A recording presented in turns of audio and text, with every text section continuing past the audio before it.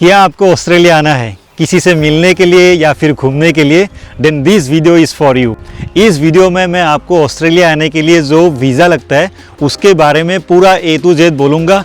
वो वीज़ा में आप कितना टाइम रह सकते हो या फिर उस वीज़ा का कितना एक्सपेंसेस आता है या फिर क्या कंडीशंस होते हैं, क्या डॉक्यूमेंटेशन होता है या फिर जो अप्लाई करने की पूरा प्रोसेस है वो पूरा प्रोसेस मैं आपको इस वीडियो में बताऊँगा। तो ये वीडियो पूरा लास्ट तक देखिए।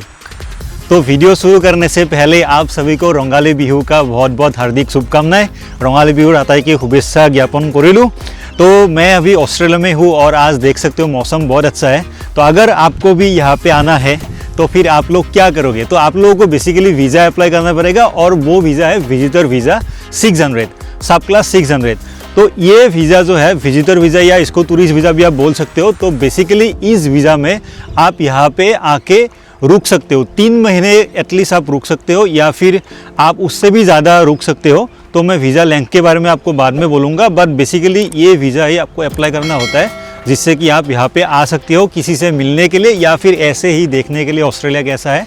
तो उसके लिए आपको विजिटर वीज़ा सब क्लास 600 अप्लाई करना होता है। तो पहले बात करते हैं इस वीज़ा में आप कितने टाइम के लिए रह सकते हो। तो इस वीज़ा में आप 1 साल तक रुक सकते हो या फिर किसी किसी केसेस में 3 से 5 साल भी रुकने के लिए देते हैं। बट एक बार आपको बताना ज़रूरी है कि इवन दो ये 1 साल या 3 साल या 5 साल के लिए मिलता है, बट एक टाइम पे आप 3 महीना ही रुक सकते हो। मतलब आप जब इंडिया से यहाँ पे आओगे, जिस दिन आप यहाँ पे लैंड करोगे उस दिन से लेके 3 महीने तक ही एक साथ आप यहाँ पे रुक सकते हो, उससे ज़्यादा आप नहीं रुक सकते हो इवन दो आपका वीज़ा 1 साल या 5 साल या 3 साल का होगा। तो क्या होता है, 3 महीना होने के बाद या तो आप इंडिया वापस चले गए या फिर आपको जब बाद में आना होगा तो आप बिना वीज़ा अप्लाई किए तो आप आ सकते हो, क्योंकि ये उसका ड्यूरेशन अगर 1 साल का या 3 साल का, उस ड्यूरेशन का अंदर आपको अगर आना होता है।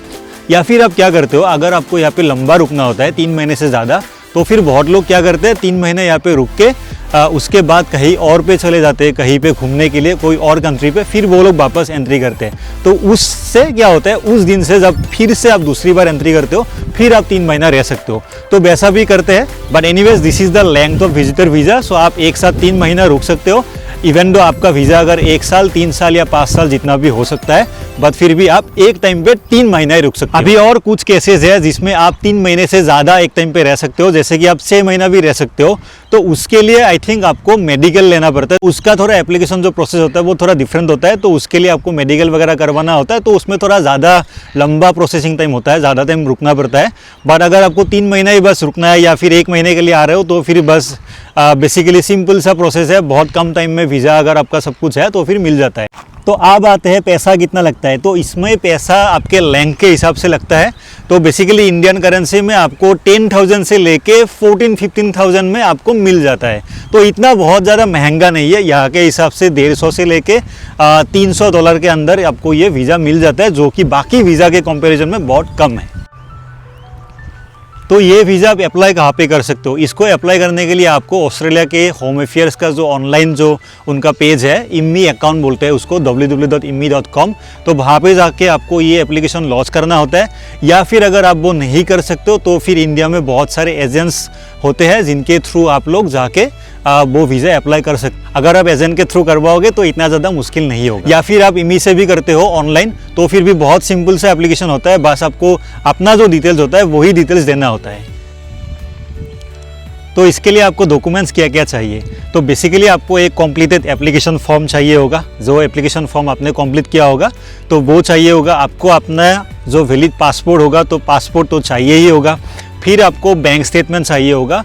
बैंक स्टेटमेंट में बेसिकली आपको दिखाना होगा कि आपके पास सफिशिएंट फंड्स है कि आप जब ऑस्ट्रेलिया आओगे तो आपके यहाँ पे रह सकते हो और उसके बाद आप वापस भी जा सकते हो।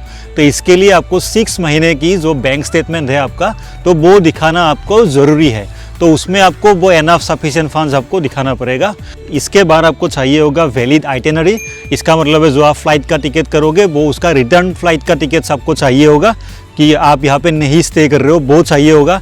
और एक चीज़ आपको दिखाना है, बहुत ज़बरदस्त तरीके से कि आपका इंडिया में बहुत ज़्यादा अच्छा ताइज़ है, मतलब आपके घर वगैरह है, सारे रिलेटिव्स इंडिया में है, आपका खुद का बिजनेस है, जो भी है, आप हाउसवाइफ हो, फिर आप बोल सकते हो मेरा हस्बैंड रहता है, आप हस्बैंड हो बोल सकते हो मेरे बेटे बच्चे एवरीवन स्टेज हियर। तो बेसिकली ये मेरा पूरा घर है। मतलब कहने का मतलब यही है कि आपको इनको दिखाना होता है कि आप ऑस्ट्रेलिया में परमानेंटली तो नहीं रहने के लिए आ रहे हो, तो उसके लिए आपको ये दिखाना पड़ता है कि आपका घर में एक अच्छा सा एक ताई है, मतलब आप वापस जाओगे यहाँ पे, आप यहाँ पे नहीं रुकोगे। तो ये आपको दिखाना बहुत ज़रूरी होता है, क्योंकि अगर उसको लगता है कि आप यहाँ पे चांस लेके आके रुकना चाहोगे तो फिर ये आपका वीज़ा रिजेक्ट कर सकता है। अब आते हैं वीज़ा प्रोसेसिंग टाइम में। तो इसमें आपको कितना टाइम लगता है ये वीज़ा आपको अप्रूव होने में? तो बेसिकली 10 से लेके 1 महीना तक लग सकता है, या फिर कभी कभी ज़्यादा भी लगता है। बट मेरा जो एक्सपीरियंस है, मैंने अपनी मम्मी को बुलाया था, मेरे अपनी वाइफ को बुलाया था ऑस्ट्रेलिया पे, तो उनके केसेस में 4-5 दिन में ही हो गया था। तो ये नॉर्मली जो टाइम है यही होता है कि आपको 1 महीना तक लग सकता है, उससे थोड़ा ज़्यादा भी टाइम लग सकता है। तो मेरे तरफ से आप लोगों को कुछ टिप्स देना चाहूँगा, वो ये है, जब आप एप्लीकेशन अगर करना चाहते हो तो फिर आप ये ध्यान में रखना कि आप ऑनेस्टली सारा कुछ चीज़ें उनको बोलो, कि आप कोई भी झूठ मत बोलना कि आपके घर में जो है जो ताइज़ है वो स्ट्रॉन्ग है, मतलब आपको वापस जाना है। तो आपका जो बैंक स्टेटमेंट है उसमें आप सफिशिएंट फंड्स दिखाने के लिए कोशिश करना। उसके बाद जो भी आप इन्फॉर्मेशन दोगे वो सारे इन्फॉर्मेशन आप उनको सच बोलने के लिए कोशिश करना, क्योंकि अगर आप कोई भी झूठ बोलते हो उनको और उनको थोड़ा सा भी डाउट होगा तो फिर वो आपका वीज़ा रिजेक्ट कर सकता है। और अगर एक बार आपका वीज़ा रिजेक्ट हो गया तो उसके बाद दूसरी बार आपको वीज़ा मिलने में बहुत दिक्कत होती है। तो ये सारी बातें होती है। तो मेनली ऑनेस्टी इज़ मतलब वेरी वेरी इम्पोर्टेंट जब आप एप्लीकेशन करते हो। तो ये तो मेरा मानना है, और इससे मुझे 2-3 बार जितने भी, मतलब मैं तो खुद के लिए बहुत बार वीज़ा मैंने अप्लाई किया है और सब टाइम में मुझे बहुत जल्दी वीज़ा मिला, क्योंकि मैंने बहुत ऑनेस्टली सारे इन्फॉर्मेशन प्रोवाइड किए थे। और बहुत डिटेल में करने के लिए कोशिश करो, क्योंकि तब भी क्या होता है, उनको जितना इन्फॉर्मेशन आप दे सकते हो उतना ही अच्छा है। तो ये मेरा टिप्स है, ऑनेस्टली एप्लीकेशन करना, जो भी सच है वो बोलने के लिए कोशिश करना। लास्ट में मैं फंडिंग को लेके और एक बात बोलूँगा। जो फंडिंग है, आप या तो खुद से आप स्पेंड करके, आप अगर पहली बार ऑस्ट्रेलिया आ रहे हो ऐसे देखने के लिए, तो एक वो अलग सिनेरियो होता है जहाँ पे आपको खुद का अपना सफिशिएंट बैंक बैलेंस दिखाना होता है। लेकिन आपका अगर कोई ऑस्ट्रेलिया में है, कोई फैमिली मेम्बर, तो वो लोग आपको स्पॉन्सर कर सकते हैं, मतलब वो आपका जो एक्सपेंसेस होगा वो एक्सपेंसेस वो लोग आपको देंगे, ये वो लोग कर सकते हो। तो उस केसेस में आपको थोड़ा सा कम भी अगर आप बैंक में अपना बैलेंस दिखाओगे तो फिर भी वो चल जाता है। तो और उसमें क्या होता है, क्योंकि ये टूरिस्ट वीज़ा में आपको होटल्स, आप आके कहाँ पे रुकोगे, मतलब होटल्स में रुकोगे, किसी के घर में रुकोगे, वो आपको इन्फॉर्मेशन देना होता है, या फिर जो आपका फ़्लाइट का सारा इन्फॉर्मेशन वो सारा देना होता है। लेकिन अगर कोई आपका फैमिली मेम्बर यहाँ पे है और आप किसी को विजिट कर रहे हो, तो फिर आप उनके घर का एड्रेस वगैरह दे सकते हो, और उनके द्वारा एक आपको स्पॉन्सरशिप लेटर देना होता है, जिसमें वो आपके फैमिली मेम्बर लिख देंगे कि हम अपने इस फैमिली मेम्बर जो भी ऑस्ट्रेलिया आ रहे हैं उनको हम लोग फंडिंग करेंगे, जो भी उनका एक्सपेंसेस होगा हम लोग सारा एक्सपेंसेस हम लोग उसके कैरी करेंगे। और उसके बाद उसको एक इन्विटेशन लेटर देना होता है, जिसमें वो लोग फिर से लिखेंगे कि हम अपने इस फैमिली मेम्बर को यहाँ पे इन्वाइट कर रहे हैं। तो वो एक तरीका होता है। और उसके बाद तीसरी बात ये होता है कि आपको एक कवर लेटर लिखना होता है, जो कवर लेटर आपको टू इमिग्रेशन, मतलब ऑस्ट्रेलियन होम अफेयर्स को लिखना होता है कि आप ऑस्ट्रेलिया आना चाहते हो और टेम्पोररीली आना चाहते हो, कुछ ही टाइम के लिए आप आना चाहते हो, फिर आप वापस जाओगे और बस आपको एक बार वो लोग परमिशन दे दे कि आप ऑस्ट्रेलिया आ जाओ। तो ये एक काम करना होता है। फिर बैंक स्टेटमेंट चाहिए होता है, फिर आपका पासपोर्ट चाहिए, फिर आपको 2-3 पासपोर्ट अपना फ़ोटो चाहिए होगा, और उसके बाद आपको बाकी जो नेसेसरी डॉक्यूमेंट्स होता है, जैसे कि आपने इंडिया में आधार कार्ड हो गया, पैन कार्ड हो गया, वोटर आईडी हो गया, तो वो सब आपको प्रोवाइड करना पड़ेगा। और जितना भी, जैसे कि आपका मैट्रिकुलेशन सर्टिफिकेट अगर है तो फिर वो सारे, या फिर अगर कोई आपका ऐसा डॉक्यूमेंट्स आप प्रोड्यूस कर सकते हो जिससे आप बोल सकते हो कि ये मेरा इंडिया में ऐसा प्रॉपर्टी है, कुछ है, तो वो ज़्यादा स्ट्रॉन्ग हो जाता है आपका केस, और इस केसेस में आपको बहुत ज़्यादा जल्दी वीज़ा मिल जाता है। तो होपफुली इस वीडियो से आपको कुछ जानने को मिला। मतलब आप लोग अगर ऑस्ट्रेलिया आने के बारे में सोच रहे हो कैसे आना है, तो ये एक ऑप्शन हो सकता है कि आप विजिटर वीज़ा अप्लाई करके आ सकते हो, जिसमें आप 3 महीना रह सकते हो मिनिमम। और ये वीज़ा नॉर्मली आपको 1 साल के लिए मिलता है, या फिर कभी किसी किसी केसेस में 3 या 5 साल तक भी मिलता है। तो जो भी है, लेकिन आप एक टाइम पे 3 महीना ही रह सकते हो, उससे ज़्यादा नहीं रह सकते हो। ये इसका ड्यूरेशन मैंने बोल दिया, उसका जो फीस है मैंने बोल दिया, 14-15 थाउजेंड के आसपास आता है।